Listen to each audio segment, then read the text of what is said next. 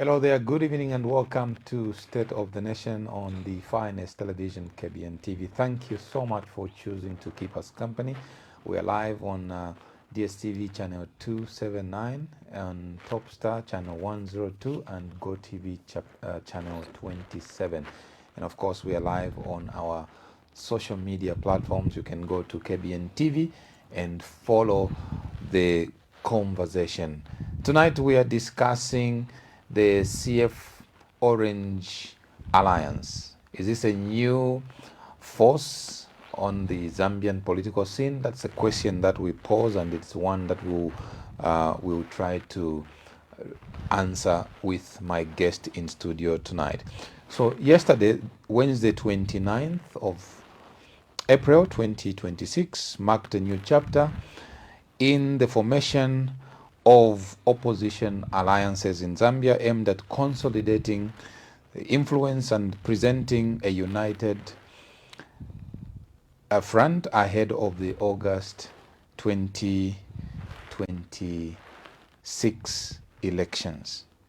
So therefore, a new political formation called the CF Orange Alliance, which is being spearheaded by Citizens First, National Democratic Congress, NDC, and Revamp Development Change, that's RDC, was announced at an event where the CF president, Mr. Harry Kalaba, was unveiled as the alliance's flag bearer. Now, this development reflects a broader pattern in Zambian politics where fragmented opposition political parties are increasingly recognizing the need for collaboration in a competitive electoral environment coming up.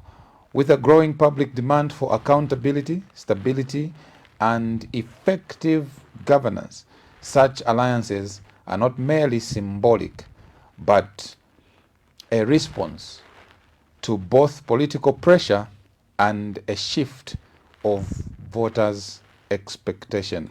So tonight, we are joined on set by the National Democratic Congress NDC President, Ms. Saboi Imboela, who is a member of the alliance, to help us interrogate whether indeed this new alliance presents a new force in Zambia's opposition politics. Ms. Imboela, President NDC, welcome to State of the Nation. Thank you. Thank you so much, Pastor Mambo. It's really good to be here. Wonderful. We haven't hosted you in a while here on this particular platform. Yeah. I believe that you must have been busy. How is the political environment, first of all? Well, the political environment is actually very hot, because there's no democracy in the country. So people don't realize what we have to go through on a daily basis just to survive as political parties in the country. So it's really, really bad, really. And the sad part is that when you look at the way things are in the country, everything seems calm, because people are not talking and they're scared of all these cyber laws and everything. So it looks very calm.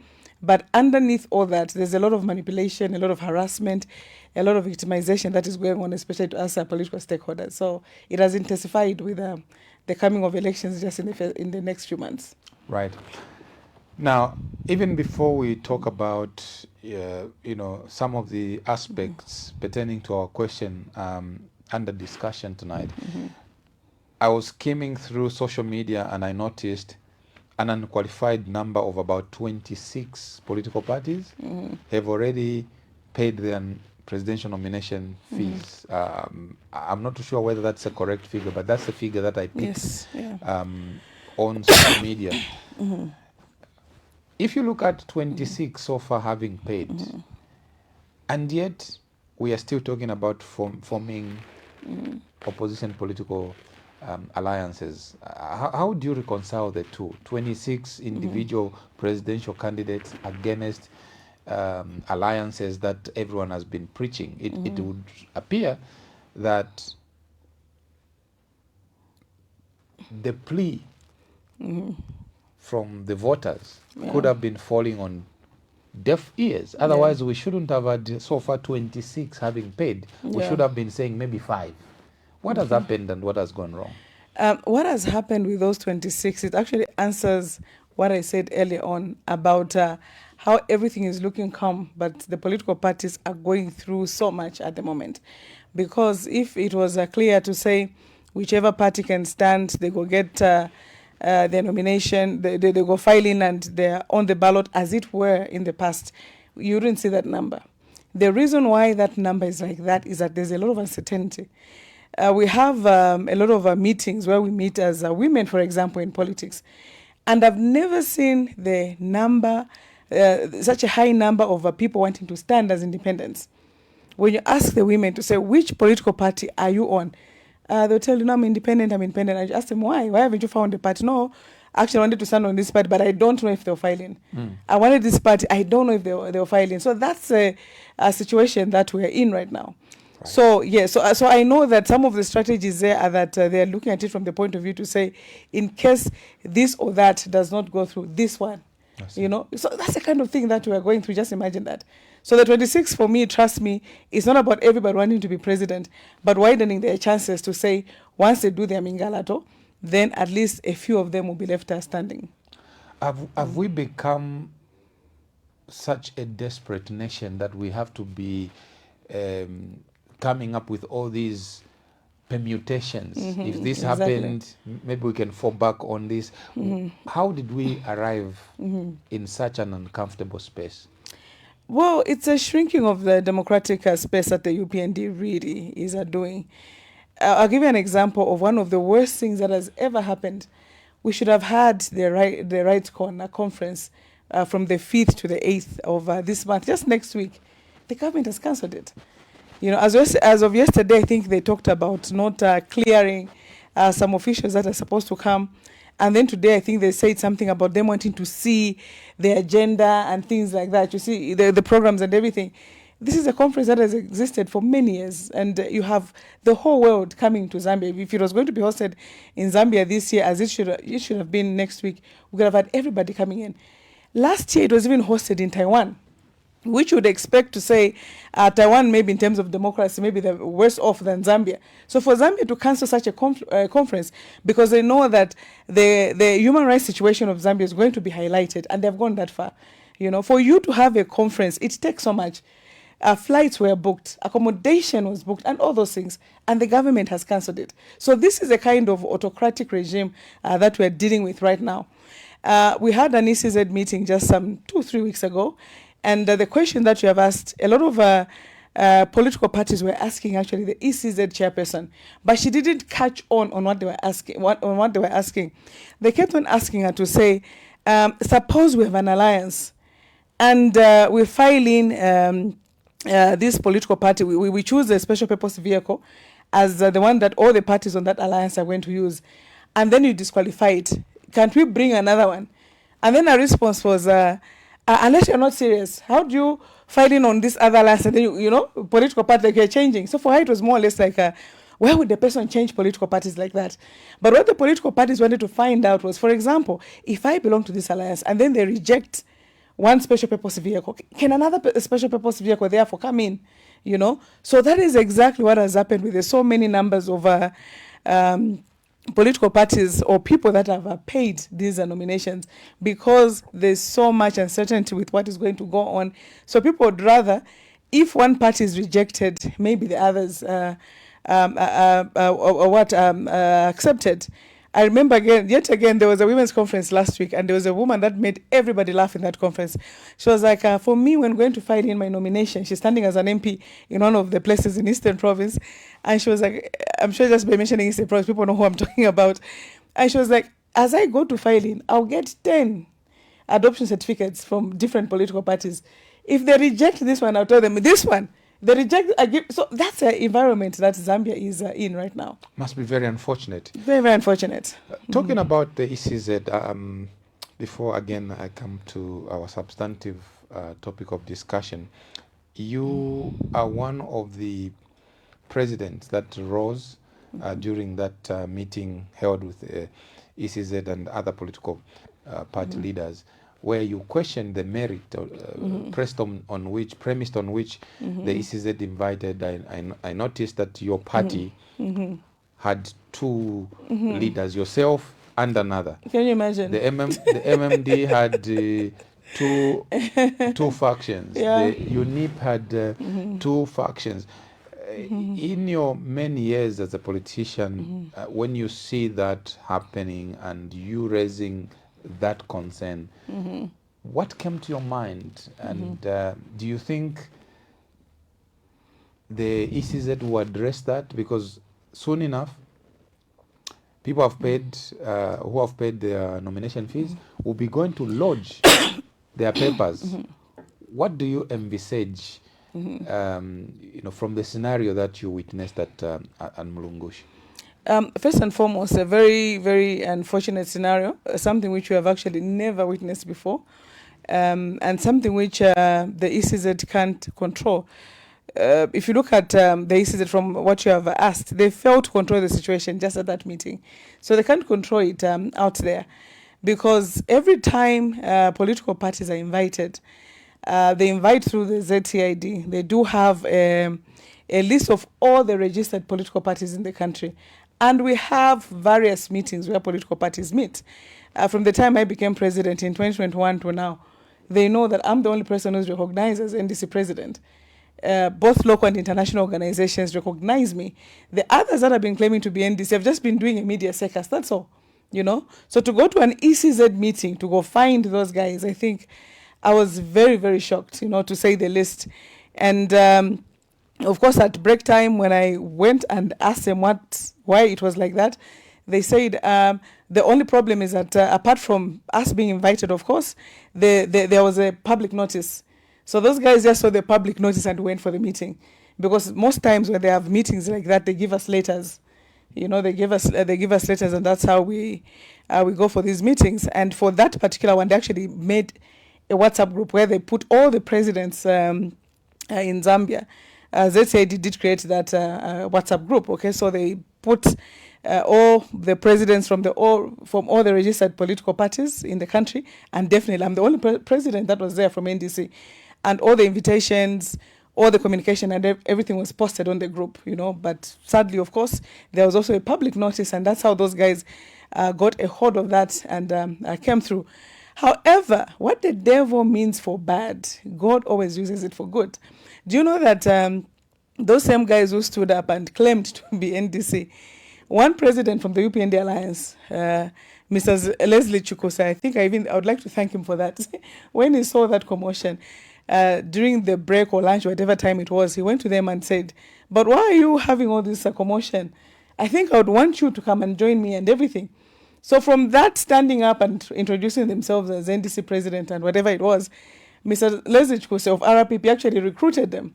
And if people followed in the media, just last week on Saturday at Longacres Lodge, the whole group defected from NDC to RPP, which is funny because they all claim to be in the so-called UPND Alliance.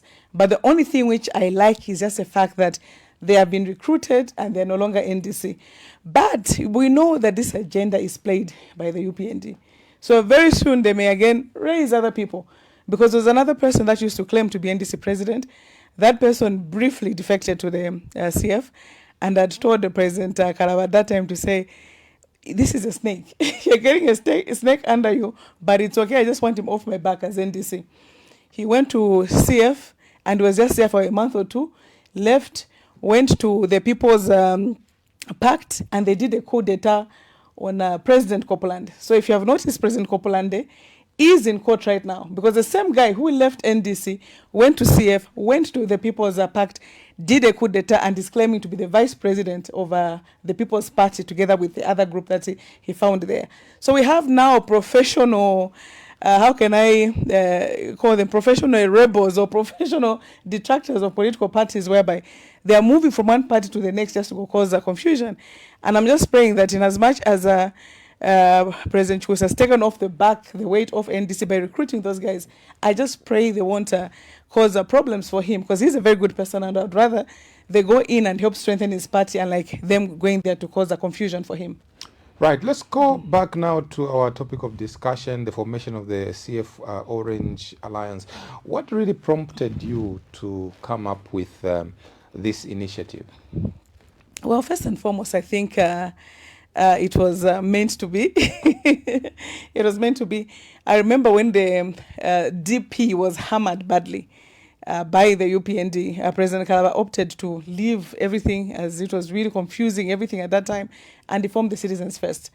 And when he formed the Citizens First party, had orange, NDC's orange colors are orange. I remember people came on the NDC WhatsApp blogs and they were like, President Saboi, you are friends with President Kalaba. How come he has taken orange as well? he should have used another color. And we're laughing to say, no. But people get colors from the Zambian flag most times when they're forming political parties. The UPND got red. I'm sure Zambians know to say we have got 4 colors of the Zambian flag, which is red, black, orange, and green. So many parties you find they will use red, like the UPND, the SP, and others.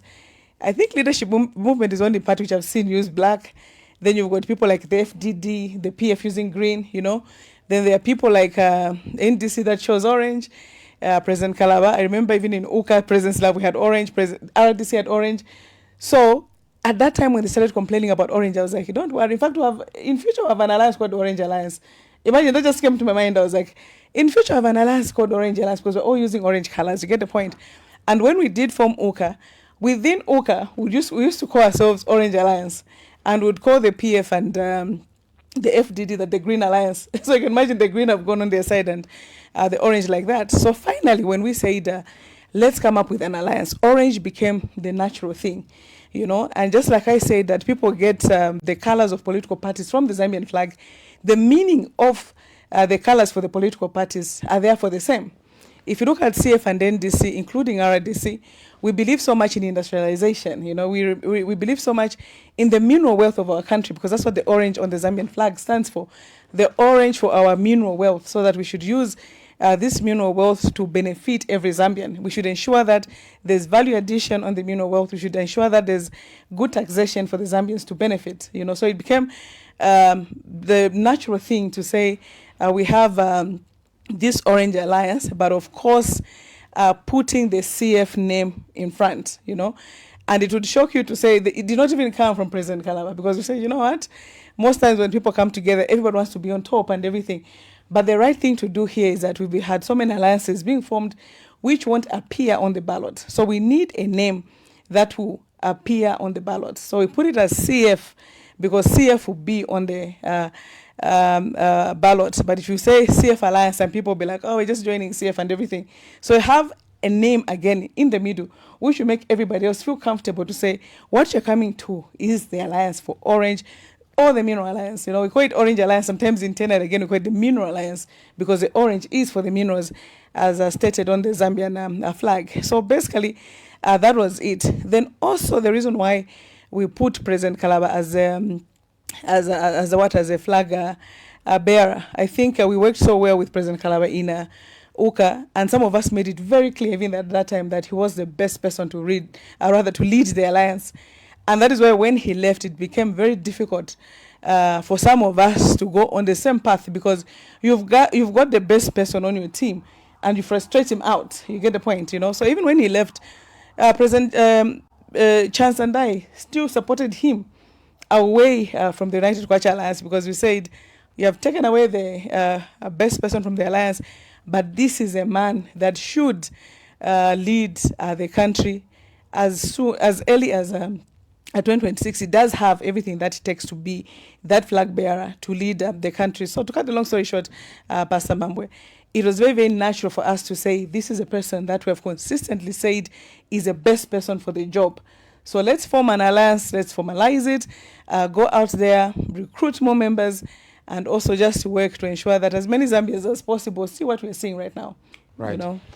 It sounds like the reincarnation of United Kwacha Alliance, because it is you, the original members of UKA, that have come up with this new grouping called CF Orange Alliance. Are we likely to see will the nation, witness the coming together of some of your former colleagues in UKA joining the alliance? Are you optimistic?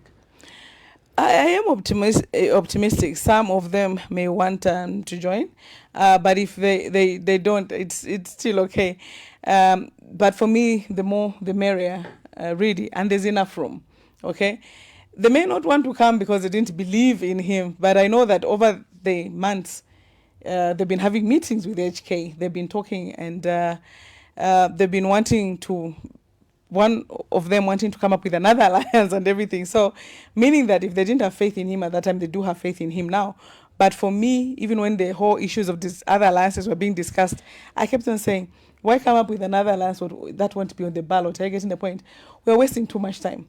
If people want to move in a certain direction, it's important that, number one, we identify a path which is stable.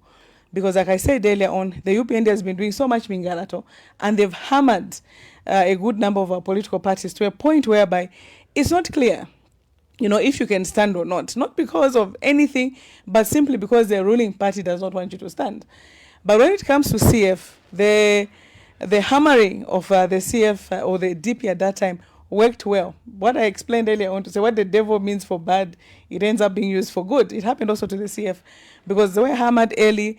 They ended up ensuring that they formed another political party which became even bigger than the first one.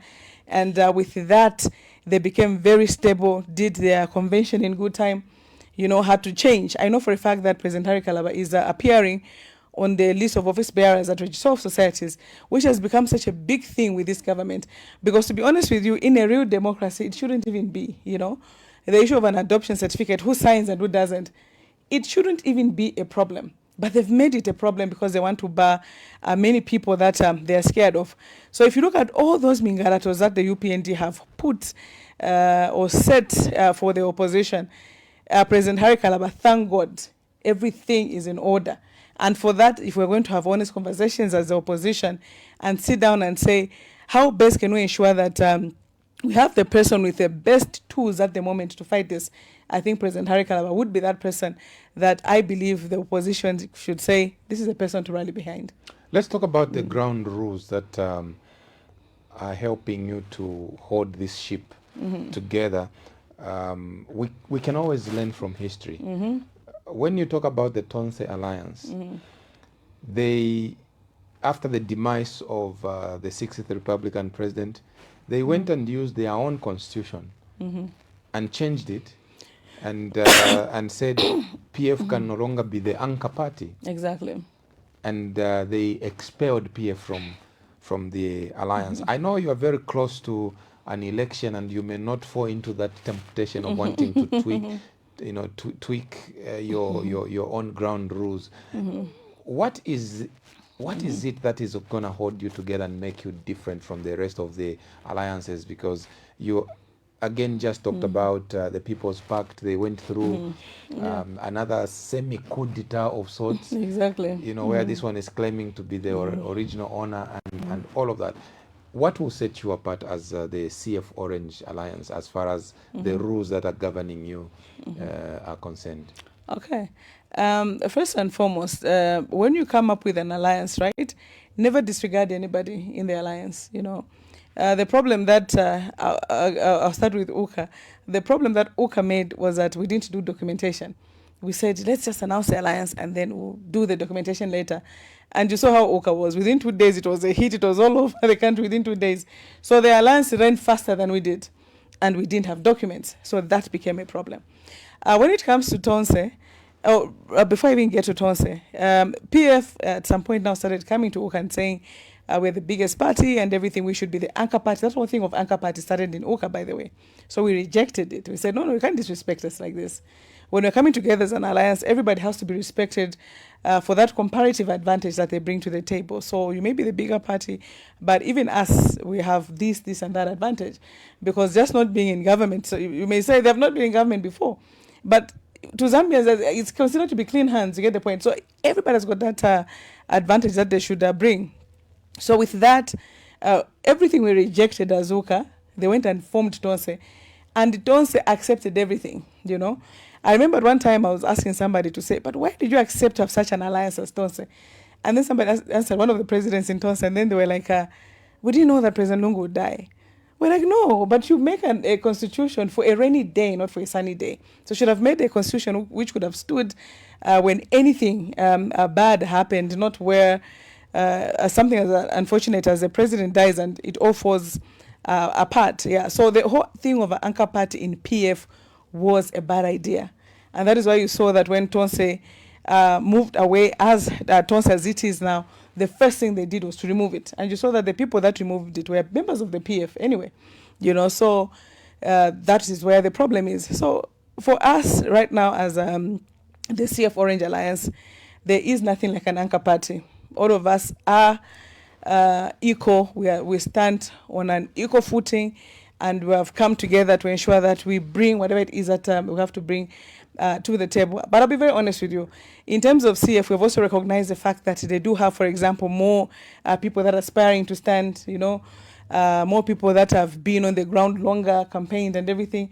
And we have said, based on this, we'll give you a bigger percentage in terms of how many people should stand on your party. And for us also, especially NDC, we have recognized the fact that our people may not stand on NDC, So you can imagine, Pastor Mambwe, this is how bad it is.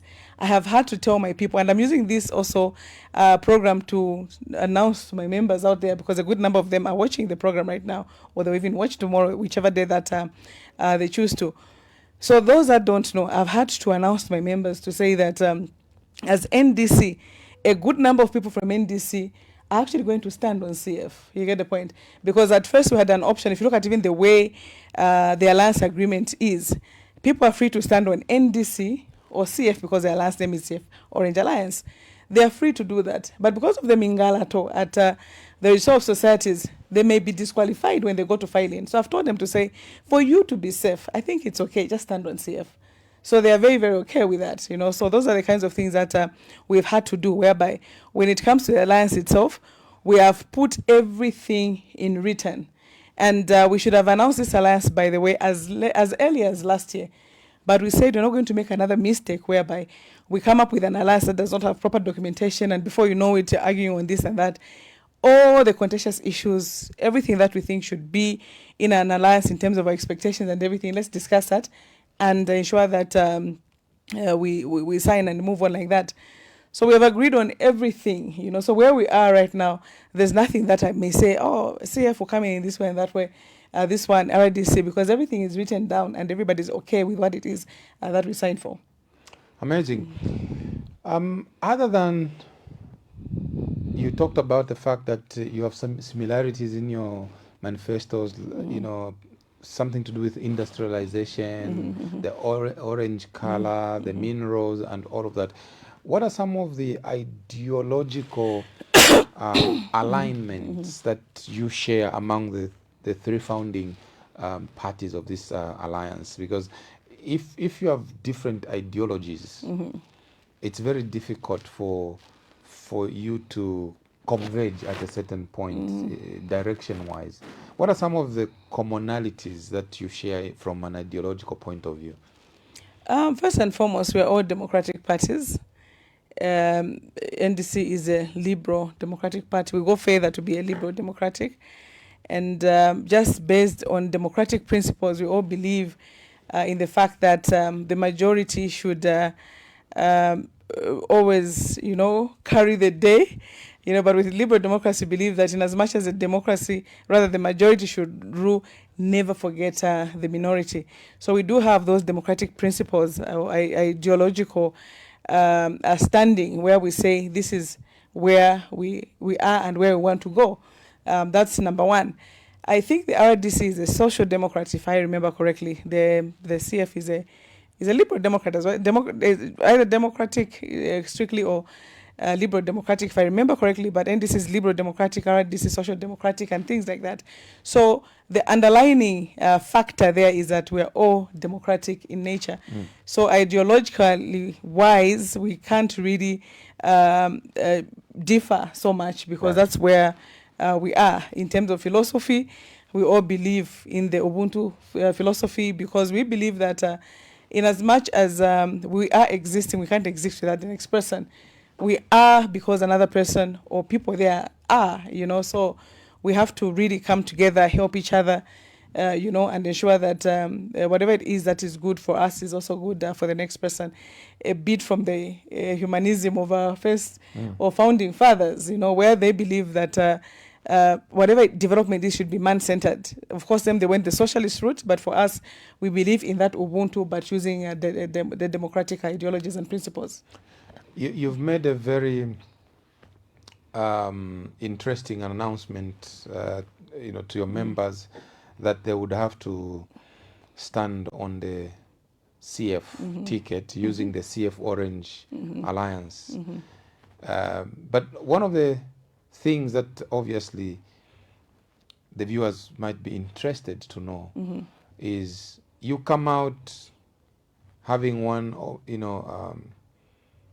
parliamentary seats, and perhaps courtesy of the Zambian people, they give you an opportunity to form government after the August 13 elections. What's the back-end agreement as far as power sharing is concerned? What's the outlook like that would inspire even all the other alliance members to break their backs to campaign, knowing that there is probably a DC position there, there is a ministerial position there, there's a foreign mission appointment here and there. What does that look like? Well, we were very, very clear on that one, in that the same percentages that we're putting in right now in the opposition are the same percentages we'd get if we had formed government, For us, we looked at it so much from the point of view of a service, because if I want to change my country, I can't change my country if I don't have that position to do something about it. We have seen a good number of people right now, for example, in the ruling party that have certain positions, and you're wondering why or what it is they're doing in those positions. You get the point? I've always said that President HH looks like he has people according to their weaknesses. There are people that to say, if you put this one to play number 4, they would really defend properly, but they put them as the strikers. And those who you feel can strike or can have all those goals, whatever it is you call it in football, they put them as number 4 as a goalkeeper. That's exactly what he has done. So for us, we've made it very, very clear to say, as people that want to change this country, we need to be deliberate in terms of what it is that we want to do. And we have really, really documented it to say, in the opposition, this is how it's looking at in terms of numbers and percentages and political parties involved in this and that way. And when we form government, this is the direction. And it's funny that the first document that we came up with, by the way, was the issue of how we should run government. And then we told ourselves to say, no, but we can't be this over-ambitious and talk about how we're going to run government before we talk about how it is that we're going to get there. You get the point? First of all, let's talk about how we get there. So once we get there, now, what exactly do we do? So we've based our principles on the fact that we want to see development in this country. We want to see unity. We want to see a federal government, by the way. It's one thing which we came up with, which was not there in some of our manifestos as political parties. But when we start to talk about the alliance as the CF Orange Alliance, the funny thing that came out is that all of us believed in a federal state. So we said, in as much as we don't have it in some of our manifestos, yes, we believe that at some point Zambia should be a federal state, because if you look at countries like South Africa here, America, Nigeria, even Congo, just that Congo is it's a banana republic, so I hate to use it as an example. But if you look at these other countries that are really being run well and everything, you find that federalism has really worked very, very well. If you look at the decentralization of the UPND, of course, which was started by the MMD, then PF, then UPND now, they look at decentralization only from the point of view of CDF, And if you saw the way they started, they used to say that they would have the CDF because they believe that the people on the ground, wherever they are, in Kaputa, in Shangombo, in Chipata, know better the development needs of those people, so they should make their decisions there. But we have seen that in terms of implementation, they said that, but decisions should still be made from Lusaka. So they failed the country in that regard.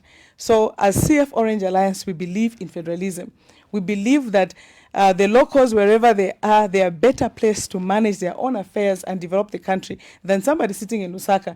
Because if I'm in Lusaka, I'm going to talk about load shedding, I'm going to talk about the bad roads and everything. But somebody seated in Kaputa, in Shangombo, in Katete, who have a different perspective towards democracy and development. So based on that, let's ensure that as much power as possible is given to those people, also given to our traditional leaders. It's funny, Pastor Mambwe, that as politicians, we always knew before our religious leaders, we knew before our traditional leaders, but it ends there. Once we form government, our traditional leaders still don't have the kinds of lives that they're supposed to lead. Move around this country and you see the kind of houses that our traditional leaders are living in. Look at the kind of wealth that our leaders have.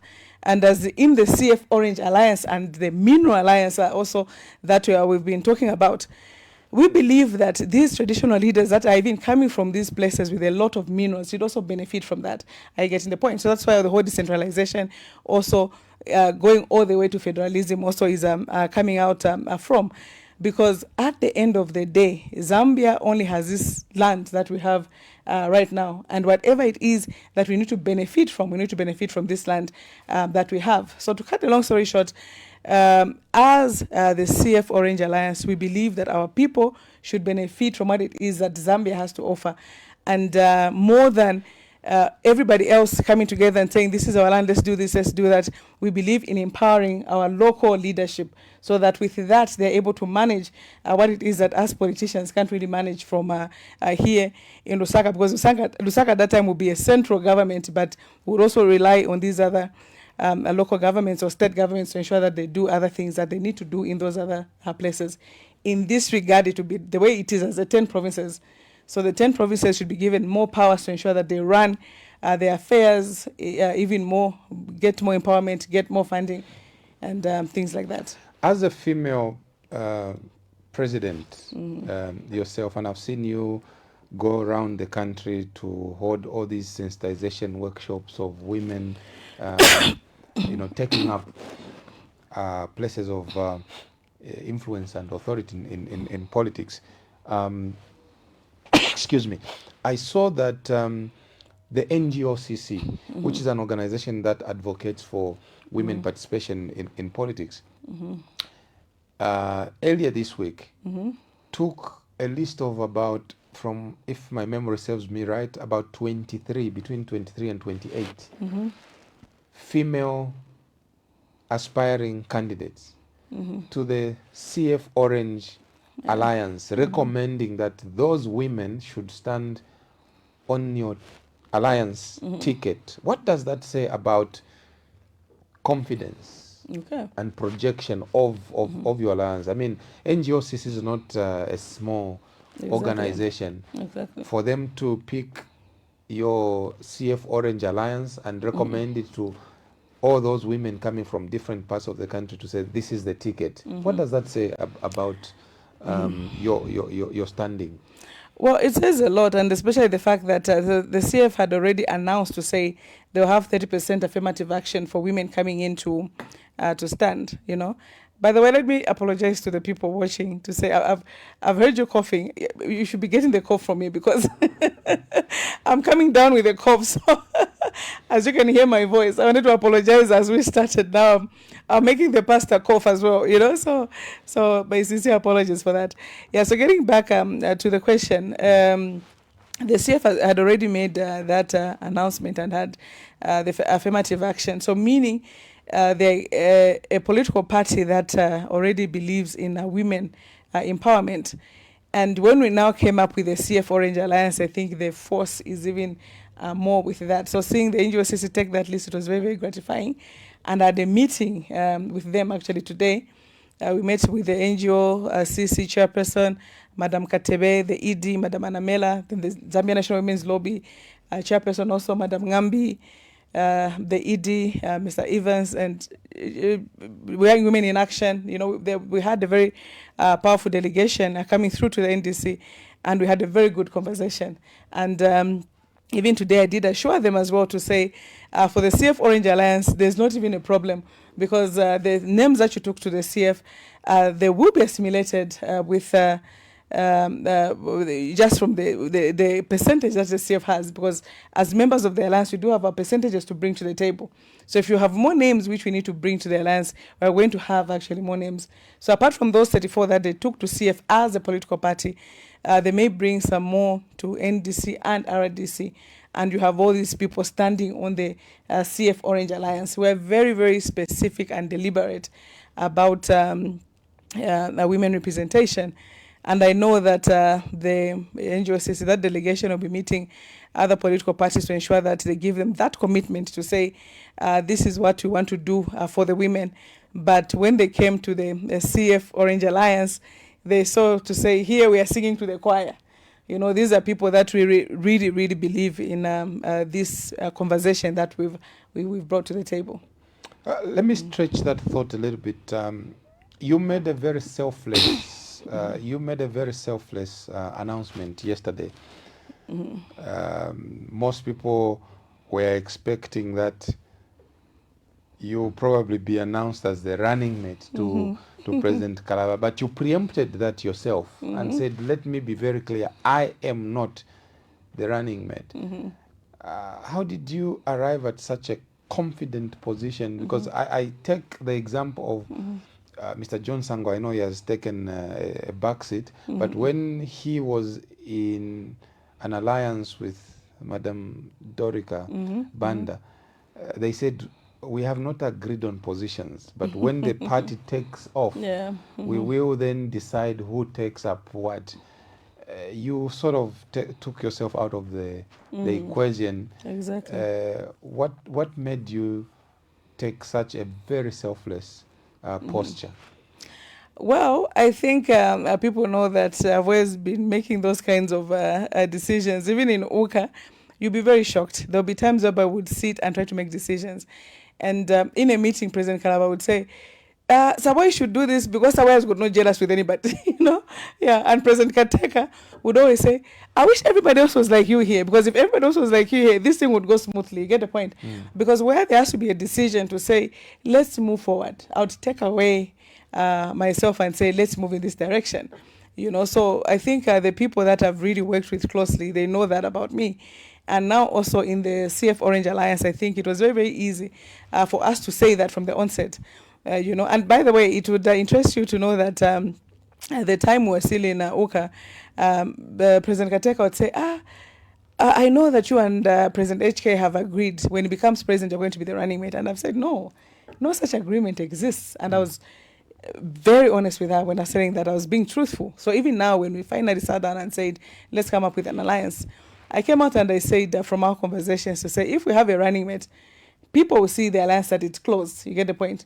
It's closed, so there may be no need to come in. And by the way, do you realize that at the time we're discussing the alliance from last year, I told President Harry Kalaba to say this position of not wanting to be president at all costs should not only be for the running mate, but the presidency as well. Right. Let's come up with an alliance, so that we do what it is that we can. Then at a later point, if anybody comes up from another alliance, for example, who will be more popular than you are, President HK, you have to step aside for that person, and that person becomes the flag bearer of this alliance. Right. Yeah. So we had all those conversations, and President Kalaba actually agreed. So even in the last few weeks when he came out and said, I'm okay being a running mate, he was very serious with that, you know. He was like, I'm okay being a running mate and everything, because it's not really about me, but the wider group. It's just so sad that now there's a nomination time and time has gone. So where we are right now as an Orange Alliance, we have no choice. We have to look at the best candidate that we have, not only for our alliance, but for the country. Because like I said, it's more than even just the qualifications which the individuals have, and I believe we have an impeccable candidate for presidency, but also the standing of the political party. You know, it's so sad that such a thing is happening right now, whereby people are not sure if they will qualify or not, but we have something and someone who has everything which is in order. So for me, it was actually very, very easy, because apart from having made this alliance as the three political parties, we want everybody to come on board. You know, so if they saw an alliance which had the flag bearer and the running mate, they could have said, these people, it's too late. Closed shop. It's a closed shop, exactly, yeah. So we said, let's announce a flag bearer, because we have seen how messy it becomes when people want to choose a leader. People come out and say, no, let's come together, let's work, and then at some point we shall choose who the leader is. Trust me, Pastor Mambwe, the whole choosing of a leader in these alliances is such a messy process. You just come to the point whereby you get shocked to say, why does everybody want this job? You get the point. So for us, we made it very clear to say, for the flag bearer, we don't want that discussion. We have this candidate. Anybody coming to the CF Orange Alliance should know that President Harry Kalaba is the flag bearer, but they are free to get any position, from the running mate to everything else. And if you notice, we didn't even announce any other position, because an alliance should have a coordinator, should have maybe a person for media, elections and everything. All those positions are still free. So the people that want to join the CF Orange Alliance, please come through, especially the women. I'd love to see a running mate of the CF Orange Alliance being a woman. I remember there was a time I told President Chance and President Kalaba to say, I won't stand as running mate, but please bring a woman here who should be the running mate. You get the point?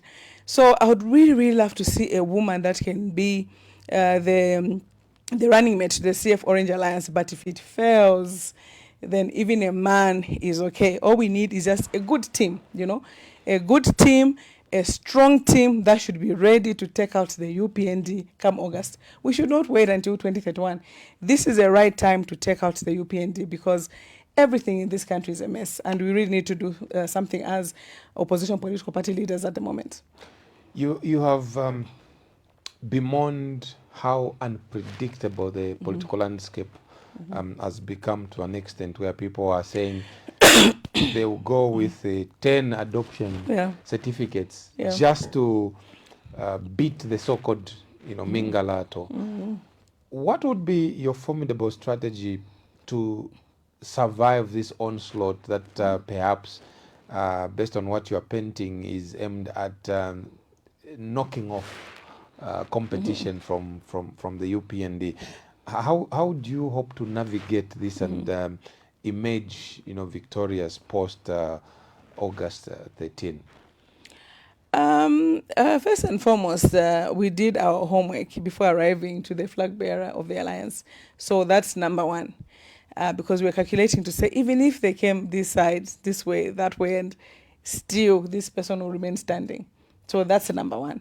Yes, the number two, once the nominations go through in the next 2 weeks, then the issue of campaigning across the country is very, very important, that we sell our flag bearer. Of course, campaigns start now.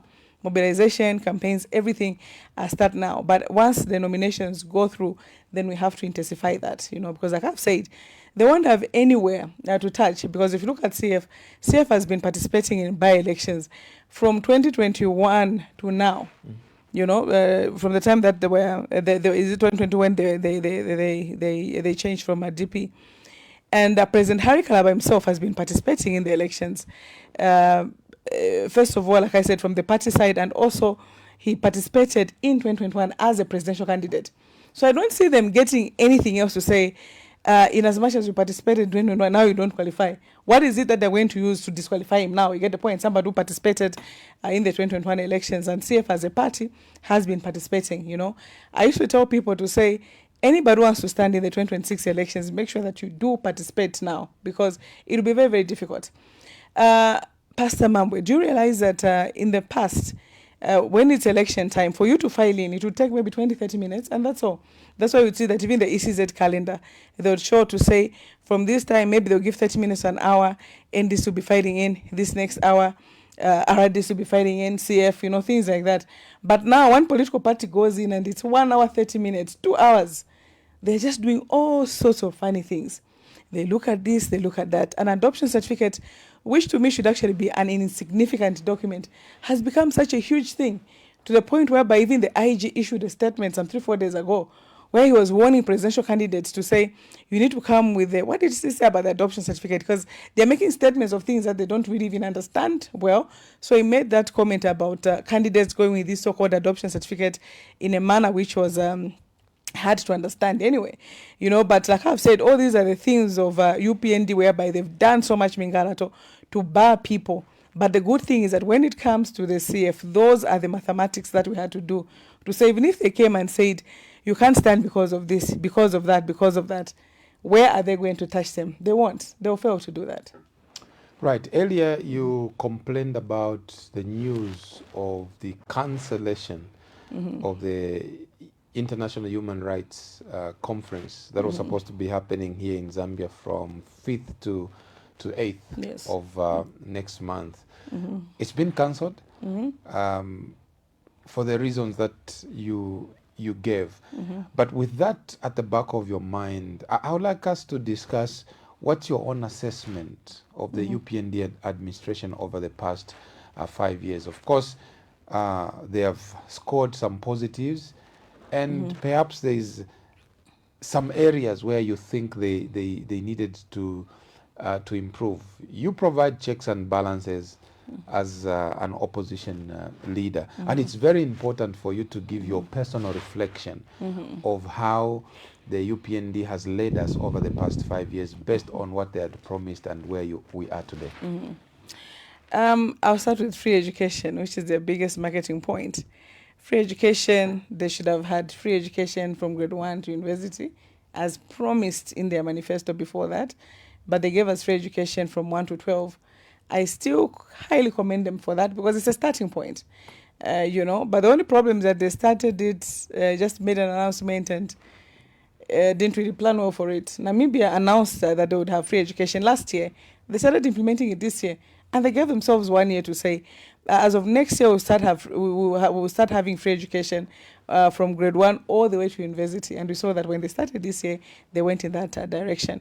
But for the UPND, go anywhere. Learning and teaching materials are a problem. Desks for children to sit on are a problem. Just boards are a problem. Classrooms in some places are a problem. So in as much as they came out with a free education, we still have all these problems. However, I still commend them for that. And as a CF Orange Alliance, we are going to continue with the free education because it's a very good policy, but we are going to improve on it and ensure that we have good quality education. Because the reason why I want to give somebody an education is I want to give them a chance at a good future. But if we're going to put children in classes whereby it becomes very difficult for them to learn because they're 100, 150 in one class, it's becoming very, very difficult for them to learn. So we really believe that that is something that we should enhance when we get into government. So I commend them for that. The cadres, it's true that cadreism has significantly reduced in the country. It has not been eliminated completely, but it has really, really been significantly reduced. And I used to tell people to say that, that there are more violent cadres in UPND than PF. The UPND cadres are so violent. So people don't know just how good it was that President HH said no cadreism, because they allowed them to go on that path. Trust me, there would be a bloodbath in this country right now. So I commend them for that. Apart from that, I can't go beyond 2 really. So for me, everything else I think after that becomes a negative, because if you look at the high cost of living, if you look at the fuel thing, this thing of them announcing the monthly fuel prices and everything, huge mistake. People can't plan monthly like that. Small businesses, big businesses, it's finding very hard for people to plan and survive because of such uncertainties when it comes to how much fuel will be next week as opposed to now. These days, you find that there will even be a shortage of diesel because they're expecting an increment. You get the point. So all that is very, very bad for the country. The human rights record. I've never seen a time when everybody has been criminalized. People become criminals in this country. There's a reason why the whole justice system exists. There's a reason why prisons exist. You have to take people that have really done something wrong. But in UPND right now, you just having you're having a political opinion which is different from theirs. You challenging them on this and that, you become a criminal. They will look for something for you without you even having committed a crime. I'll give you a first example of my own Secretary General, Mr. Mambwezimba in NDC. All because he wanted to stop us having provincial conferences and things like that. They accused him of a picture which they said he put the president in a coffin, He has never been an admin. That's what the people out there don't even understand. The police reported that he was picked up because he was admin to that page. He has never been an admin to that page, because The sad part, or rather the only connection there was that the people that had made that page, at some point they were NDC. So the name they had created it for our first president, when the time it was made on Facebook, they said it was 2021, meaning Shimbakambwili, 2021.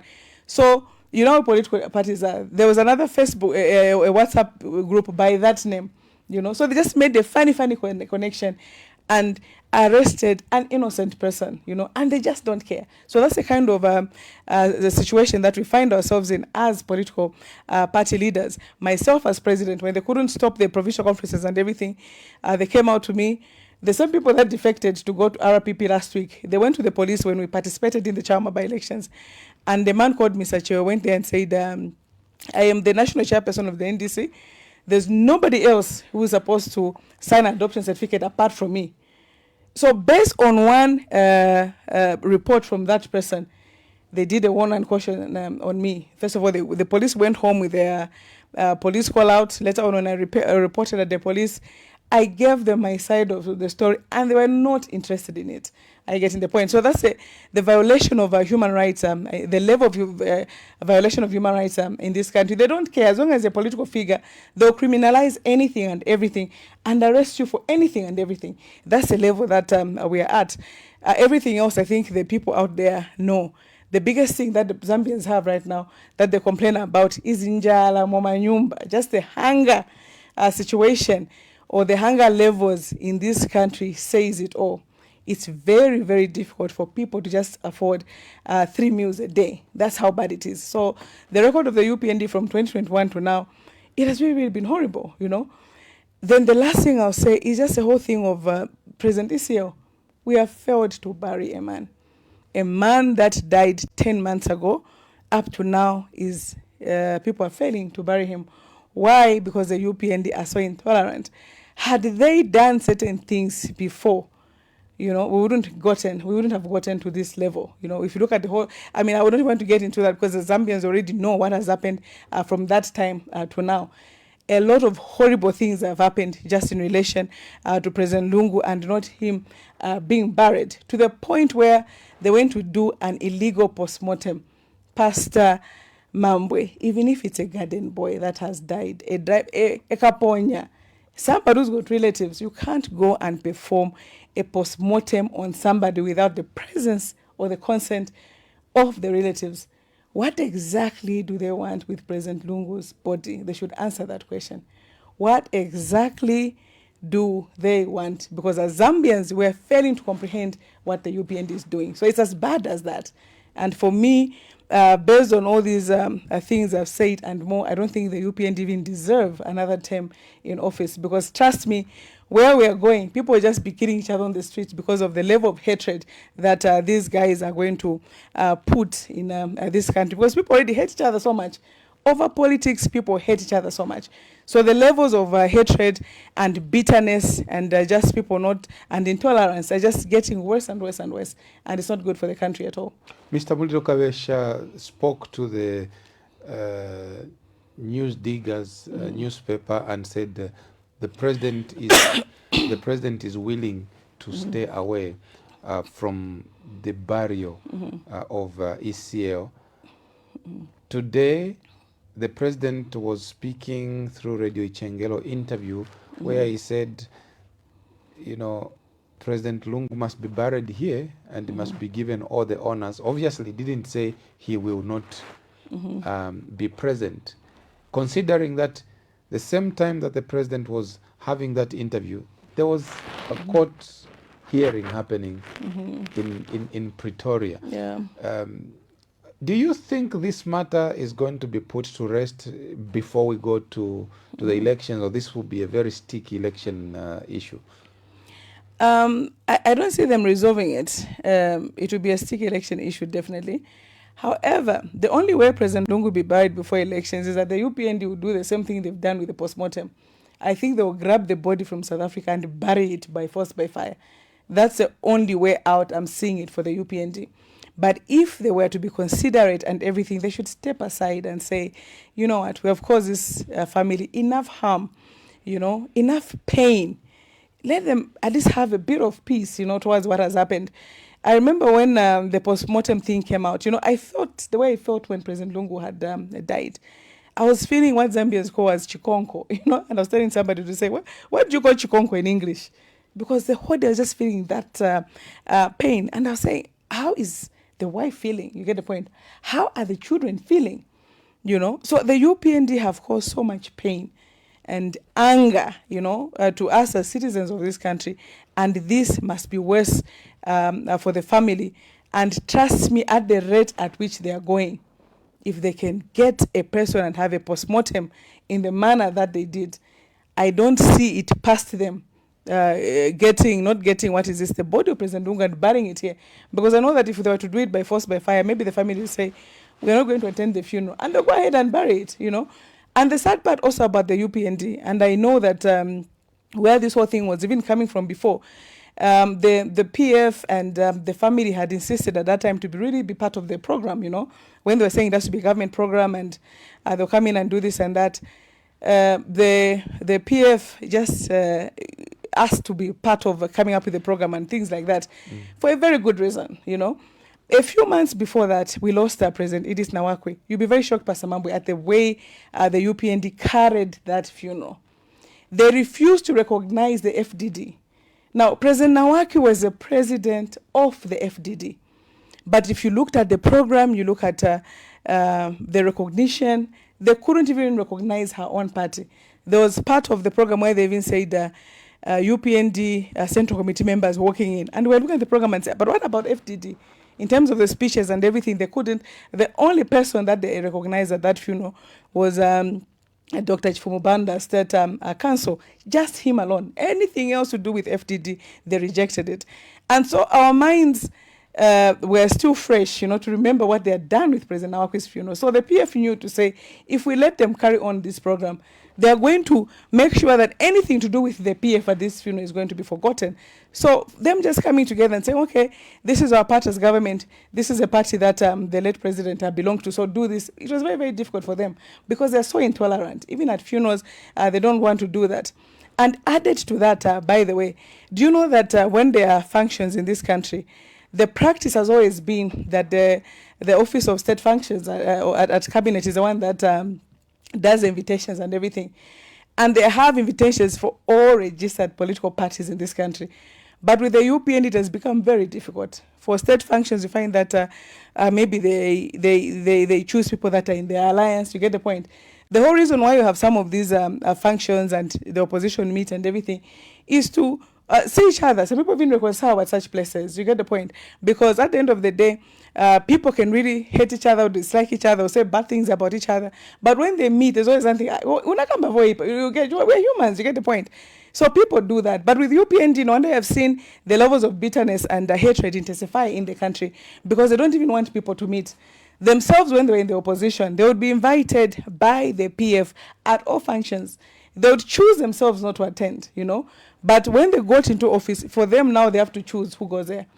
Every time political parties get so worried with the way things are happening. And by the way, it's funny that most political parties don't even want to go for the functions in the first place. But for them to do what it is that they're doing is something which the political parties have been complaining about, to say, we have never seen such a thing before.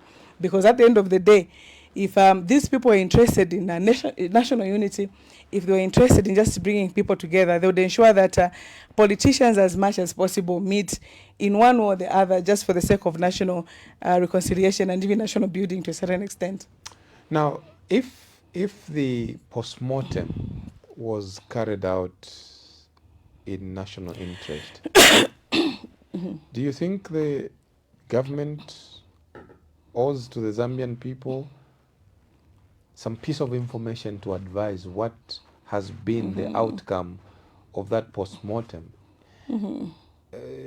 At what point, in your view, do you think the government will now address the Zambian people to say, yes, we carried out a postmortem yes, together with the South African police, and the results point to A, B, C, D? Even today, the president said in his interview with Radio Ichengelo that postmortem is a normal thing, especially if there was suspicion that someone may have died out of being poisoned. He mentioned that word. But the Zambian people haven't been told what is the outcome of that post-mortem. What are your Exactly. thoughts on this?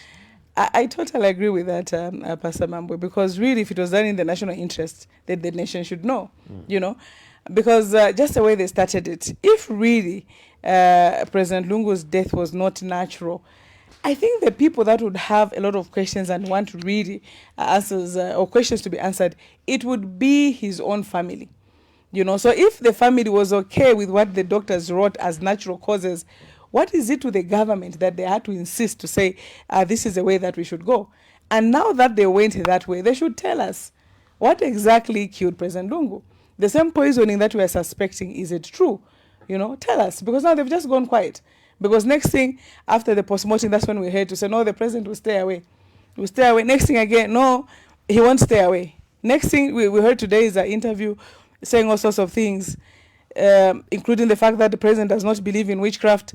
But this is a president, or this is a country where two people were convicted. You know, two people were convicted in this country, accused of wanting to bewitch the president. So the UPND and some of its members, or just the government right now, there are people that believe in witchcraft. You get the point. And Zambians also are superstitious when it comes to certain things. So if you're going to do things which will make people now begin to suspect, say, but what is going on? You know, so you owe it to people to clear their minds, not just by saying, no, we don't believe in this, don't do this, don't do that.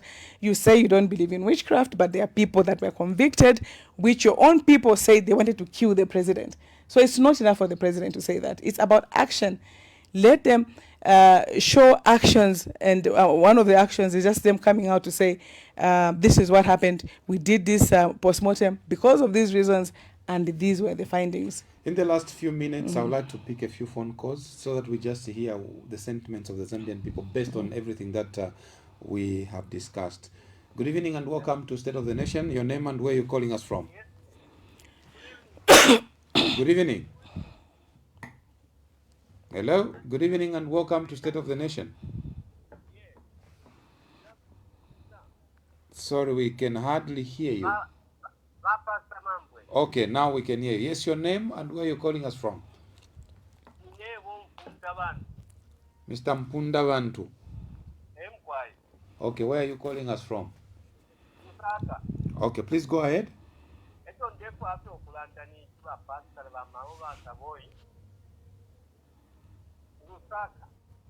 Yes.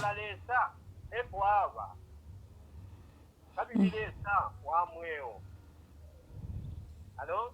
Yes, we are hearing you.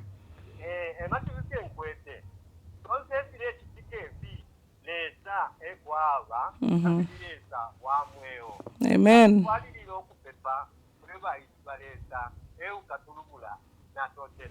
Thank you very much. That's Mr. Pondavantu, something like that, calling from Lusaka. All he says is there's a God Yes. somewhere. Good evening and welcome to State of the Nation. Your name and where you're calling us from. All right.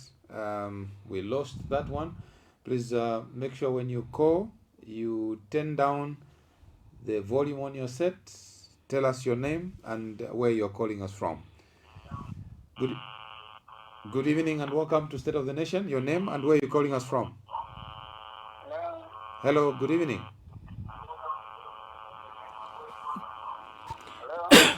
Good evening, we can hear you. Please, your name and where you're calling us from. I'm calling from Lusaka West. Lusaka West, what's your name? From Lusaka West. Your name, please. Evans.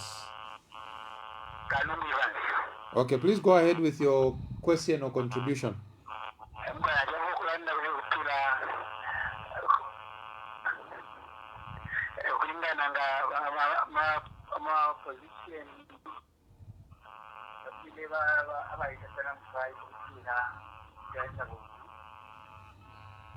Okay.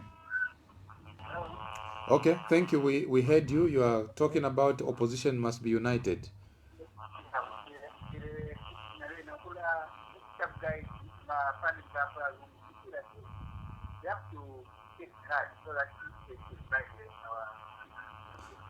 Thank you so much. Your line is quite bad, so I will end the call. But you got what he said. Yes, I did. That you people in opposition must get together. But let's pick up the third one. Good evening and welcome to State of the Nation. Your name and where you're calling us from. This is Paul. Paul, from where? All right, please, Paul, go ahead. My advice to the opposition needs to unite. Let the opposition, because one of the things we are looking for, we are looking for a party that is going to resurrect the nation from all these things that are going on. But the opposition, somehow, somewhere, doesn't look very much organized. Let them organize. Let them find a strong opposition. Let all these small political parties come together. And let's share those votes together, because if they are going to be more opposition, these opposition, they will share the votes, these will share the votes, these will share the votes, and it will give advantage the ruling party to scoop the election. So that is my advice. And the rest is to put God first, to pray for the nation, because as far as I'm concerned, the nation needs change. We need change. We need change. There is nothing that we are seeing that is moving in this nation. From the past 5 years, we haven't seen tangible things. Even the PF, even though they had cadres and stuff, but there were some projects that we saw that were happening, and the economy was stabilized. At this time, life is so hard. I'm also found in the rural and in the urban area. Life is so difficult. There's nothing to hit the bush about. Life is so hard for people who are poor. People are struggling and everything. We stayed 4 years to 5 years without electricity. Now 4 months to elections, they bring back electricity. They are blindfolding our eyes. That is the political games that are being played. There is no love for the poor, no love for the needy. No. All these things, the issue of the funeral also, if the government had accepted the wishes of the family, this time the nation could have been free. Now we are going into elections and we are still talking about the funeral, fighting each other. There is no love. So we don't have proper leadership. We need change. Thank you. Thank you, Paul. That's Paul from Mukushi. Is it Serenja or Mukushi? Maybe you wish to respond to those before we pick up one or two other calls and then we close. Okay, I mean, yeah, summarize it perfectly in terms of everything that is going on right now. And even the hunger that I talked about, that's exactly what the people are going through. And also when it comes to unity, I think we've heard you as the opposition when they're saying these efforts which are being made to form these alliances. But also let me remind you to say, in 2021, we had 16 presidential candidates. But the person that won was President Hakainde Hichilema from the opposition. So even when people are going to insist on being many on the ballot, you can determine yourselves as the citizens to say, out of all these are the people that we can go for. In Malawi, it was the same situation just a few years back. They had about 22 candidates on the ballot paper, but still an opposition leader emerged victorious. So for me, it's just to tell you, Zambians, to say, amongst the people that you should really, really consider is President Harry Kalaba. I can tell you right now that he is the best man for the job. So as you look at the people that you think, oh, maybe this one, maybe that one, maybe that one, get my word for it. If you vote for President Harry Kalaba, I think the country really is going to move in the right direction. And like what we're seeing right now, he does have what it takes in terms of credentials. When you look at his educational background, when you look at his experience in both working, either in government, in other organizations, and also as an opposition political party leader. He has been the president of his party for a while, so he knows the politics of running a political party, the politics of running a government, and many other things. So you have to look at all those things. It's not enough for people to just come to you and say, vote for us. What is the track record of that person that you want to represent you? For me, to be honest with you, running a political party has got its own dynamics. That is why you're seeing UPND failing, because they don't understand the dynamics of saying at the end of the day, that person in Shangombo, that person in this place and that place, a ward councillor and this and that, they need to, they need to be looked after in this way and that way. I think President HH joined politics as a president of UPND. So when it comes to that political background, which you really, really need to look at things from a certain perspective, it's not really there. But President Harry Kalaba, at least he has had that, having gone through a lot of these things from the time that he was working in government, from the time that he was in the PF and now in the CF, I think is really, really the best man for the job. So from Kapiri, everybody else watching me, the CF Orange Alliance has been formed. And in as much as we've got others that are going to be on the ballot, just remember to say you can have so many people on the ballot, but who is the best person for that job, and go for that person. Right. I wish we could go on and on, but we may have to end here. We have been looking at the formation of the CF Orange Alliance, whether or not it is the new political force, as we go towards the August 13 elections. And my guest has been Ms. Saboi Imboela, who is the president for the National Democratic Congress, a member of the CF Orange Alliance. Thank you so much for watching on behalf of my director on duty, William Chongo, and indeed on behalf of my producer, Patricia Kumbuyo. I remain your host, Kennedy Mambwe. The Lord bless you and keep you until next time. Please keep praying for the nation of Zambia. Bye-bye for now.